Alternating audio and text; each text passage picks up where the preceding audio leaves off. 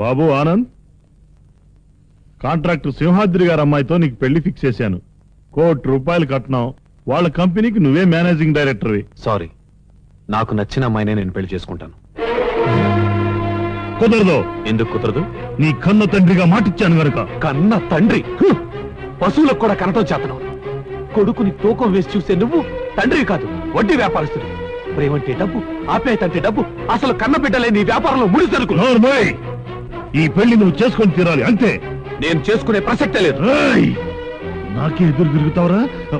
నరికేస్తా. నువ్వేం చేసినా సరే సంధ్యని తప్ప నేను మరొకరిని పెళ్లి చేసుకోను.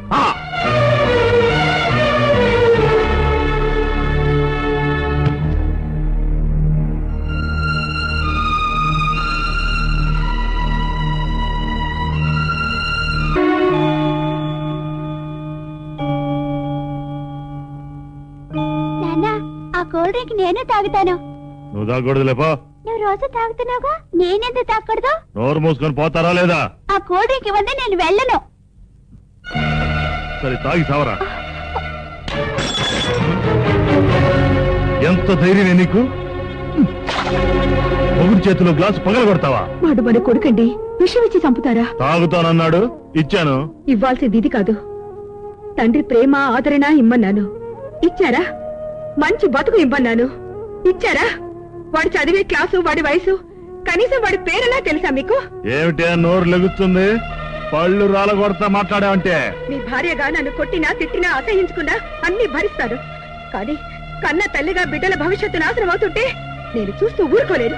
ఊరుకోకేం చేస్తావా? ఊరేసుకుంటావా, గొంతు కోసుకుంటావా? ఏమండి, ఇన్నేళ్ల మన కాపురంలో మిమ్మల్ని ఏదన్నా అడిగానా? మీరు పని మనిషి కన్నా హీనంగా చూసినా నోరు తెరిచానా? మీ కోపం, తిట్లు, తన్నులు అన్ని నా దురదృష్టం అని సరిపెట్టుకున్నానే.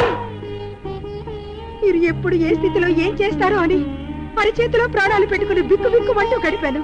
ఎందుకంటారు? నా పిల్లల్ని తల్లి లేని వాళ్ళని చేయలేక, ఊహ తెలిసిన పిల్లలు పెరగాల్సిన ఇల్లేనా ఇది? తండ్రిలా వాళ్ళని ఎప్పుడైనా దగ్గరికి తీసుకుని లాలించారా? ఆప్యాయంగా చూసారా? తండ్రి ఉండి కూడా ఇంట్లో వాళ్ళు లేని వాళ్ళయ్యారు.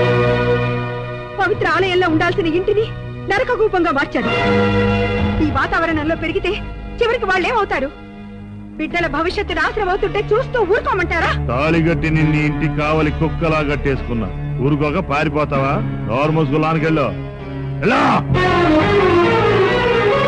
ఎలమంటే నుంచున్నా అది నీతులు చెప్పొచ్చు.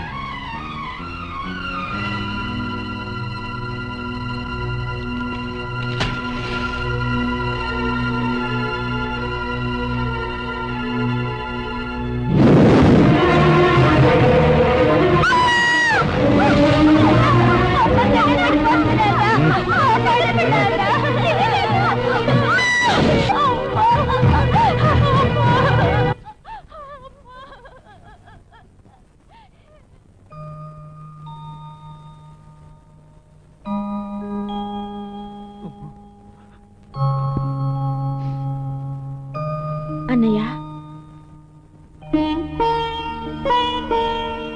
అమ్మ గుర్తుకొచ్చిందా అన్నయ్య? గుండెల్లో మంటలు రేపుతున్నప్పుడు మంటల్లో కాలిపోతున్న అమ్మ కళ్ళ ముందు కదులుతోంది అమృత. నాన్నేమన్నా అన్నాడా అన్నయ్య? అనలేదు, ఆర్డర్ వేశాడు సంధ్యని పెళ్లి చేసుకోవద్దని. పేరుకే నాన్నగాని ప్రేమకి నాన్న కాదుగా. ఆయన మాట పట్టించుకుని నువ్వెందుకు బాధపడ్డావు? సంధ్యకి నువ్వు నచ్చావు, నీకు సంధ్య నచ్చింది. మీ ఇద్దరి పెళ్లికి నేనే పెద్దని. That's all. చిరా,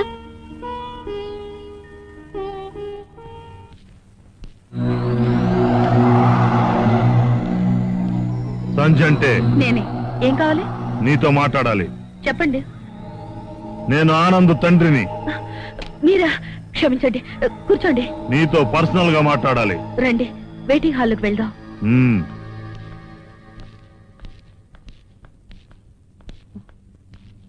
కూర్చోండి, కాఫీ తీసుకుందరు గాని. అగో, నీ ఉద్దేశం ఏమిటి? పొట్ట కోసం దిక్కు లేక ఉద్యోగం చేసుకుని నువ్వు నా కొడుకుని ప్రేమిస్తావా? ప్రేమ పేరుతో నా డబ్బుని, స్టేటస్ ని దోచుకుందాం అనుకుంటున్నావా?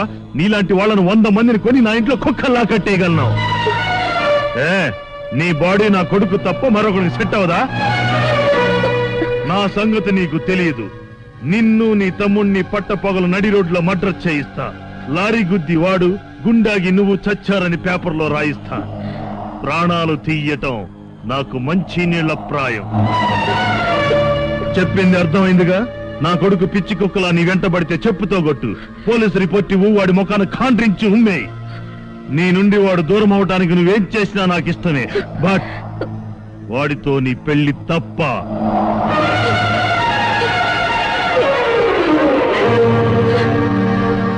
చూడు, రిజిస్టర్ ఆఫీసులోనో గుళ్ళోనో వాడిని పెళ్లి చేసుకున్నావా, నువ్వు నీ తమ్ముడు నా కొడుకు ముగ్గురు మిగలరు. నా కొడుకును వదిలేసి అక్క తమ్ముడు బ్రతికుంటారో, వాణ్ణి కట్టుకుని ముగ్గురు కట్టగట్టుకుని చస్తారో తేల్చుకో.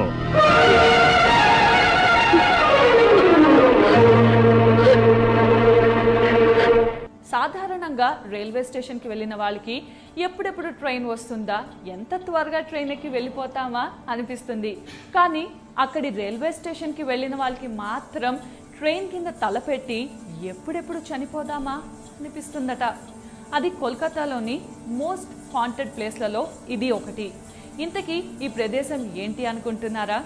ఆ సూసైడ్ ప్లేస్ పేరే Ravindra Sadan metro station. Suicide spot కి